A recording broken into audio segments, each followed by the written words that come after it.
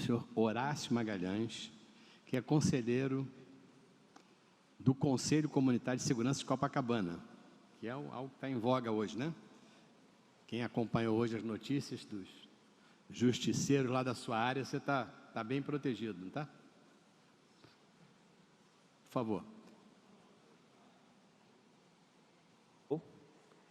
Está funcionando? Ah, agora sim. Ok.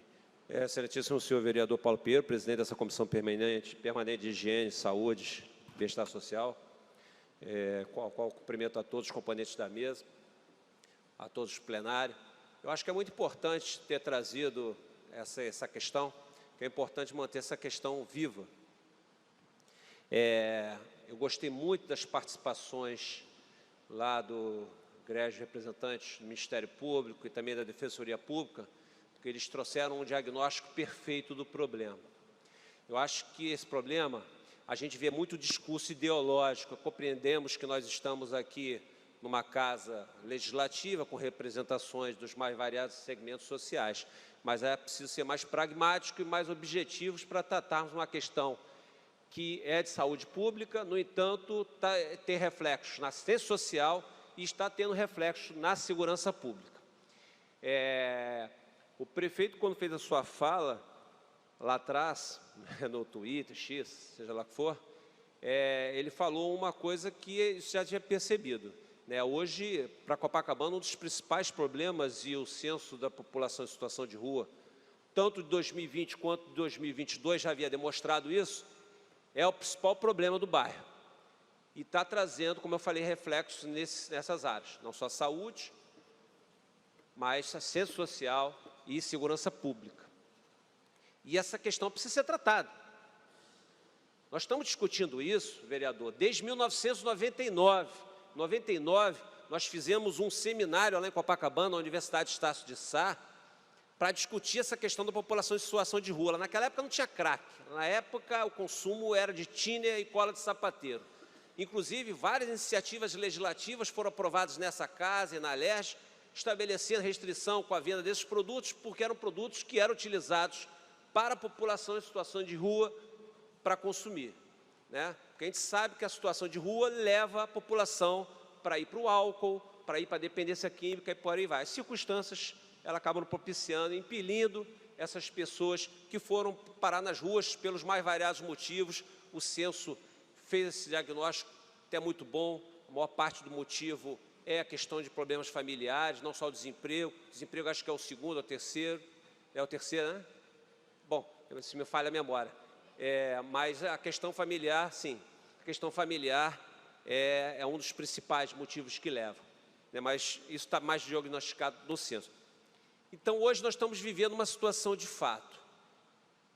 E eu acho que é importante essa discussão, eu procuro tirar sempre algo de positivo. O prefeito falou o seguinte assim, falou que o maior problema do Rio é que está avaliando as questões legais para a adoção dessa prática.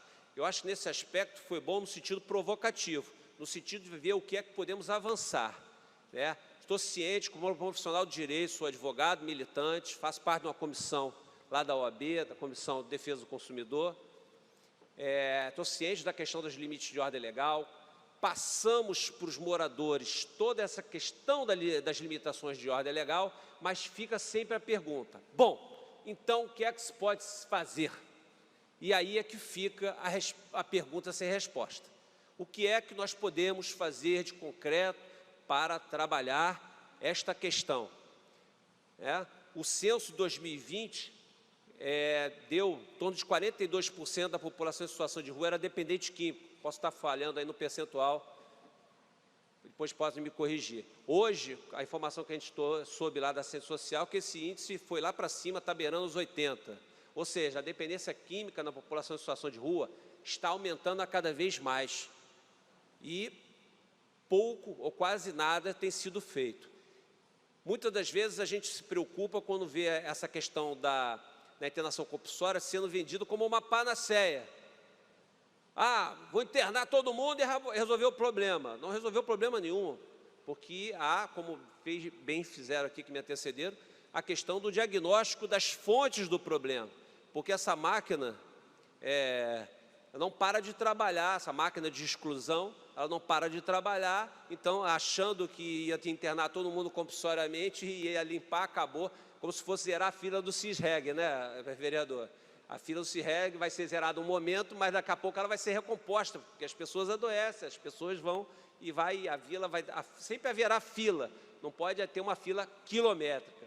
Hoje, nessa questão da dependência química, mais particularmente na questão de população de situação de rua, nós temos uma fila de CISREG, que não anda, porque nunca andou, e precisa, como é que ela vai andar, e de que jeito vai andar, de forma que garanta os direitos dessas pessoas, de serem tratadas, de ter seus direitos assegurados, e dá uma resposta para a população que está reclamando, obviamente, com razão. O cidadão que mora no prédio, não posso pedir para ele que ele chegue e ele aceite que uma pessoa fique na frente do seu prédio, na calçada de frente do seu prédio, assistindo aquela cena degradante, uma pessoa consumindo droga e, às vezes, por conta da droga, parte para a violência, porque essa linha que separa a assistência social do social para a delinquência, ela é muito tênue. Um cidadão desse, sob efeito da droga, pode cometer roubo, furto, uma violência, até um crime maior. E aí aquela comoção e tudo mais, e aí fica buscando se dar uma resposta imediata por conta de uma comoção que foi gerada por um crime gravíssimo que foi cometido. E aí sempre se buscando a solução fácil, que necessariamente não é a melhor solução. Então, vereador, eu acho que isso deveria ser um fórum permanente, com a presença de todos os entes. Eu, particularmente, eu acho que isso não passa só necessariamente pelo Poder Executivo. Eu acho que tem que, sim, uma força-tarefa multissetorial, Poder Legislativo, Poder Executivo, Defensoria Pública, Ministério Público, até as universidades, para a gente discutir elaborações de políticas públicas concretas. Porque hoje nós estamos num verdadeiro enxuga-gelo. E eu quero sair daqui, o vereador já me conhece de longa data, eu sou um esperançoso, sou um otimista, tanto é que eu aqui me fiz presente. Mas a gente viu muito, a gente estimulou moradores que viessem aqui, por exemplo, vou não, Horácio, não vai resolver nada, vai ficar mais do mesmo. Eu não acredito nisso.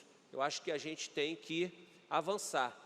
Só para encerrar, vereador, nesse debate que nós fizemos em 99, e particularmente me orgulho disso, aquela época a prefeitura não fazia um mapeamento do perfil da população em situação de rua. Aí nós falávamos, ora, como é que a prefeitura, estou falando em 99, governo César Maia, como é que você vai trabalhar um problema se você não tem um diagnóstico desse problema? O vereador é médico, você sabe, eu tenho que ter um diagnóstico para ver qual é o tratamento que eu vou dar para esse problema. Naquela época, em 99, a prefeitura não fazia esse mapeamento do perfil da população de situação de rua. E foi feito depois desse seminário. E eu tenho isso, foi feito de 23 a 29 de abril de 1999, e eu tenho lá esse documento, onde aí começou a se criar o conceito da população em situação de rua. E aquele conceito do mendigo e tudo mais caiu por terra. População em situação de rua, porque pelos mais variados motivos, ela foi parar em situação de rua. Então, a gente particularmente me orgulho muito da gente ter poder contribuído com isso. É preciso ter esse diagnóstico. Eu acho que a gente já avançou nesse aspecto. A questão do censo ela é muito importante para que exatamente você possa ter um mapa e um diagnóstico preciso do problema que a gente está trabalhando.